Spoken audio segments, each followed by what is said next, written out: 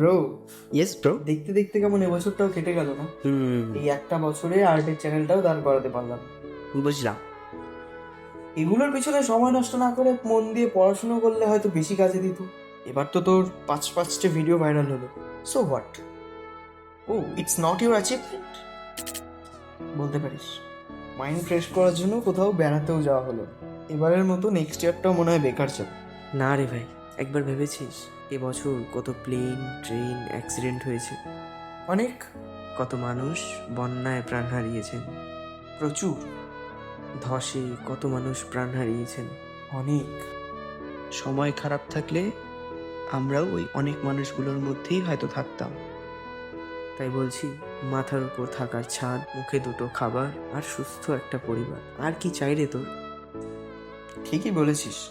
মহাদেবের আশীর্বাদে এই বছরটাও ভালোই কেটেছে। পরের বছরটা আরো মজা করে কাটাবি। Happy new year. Happy new ইয়ার।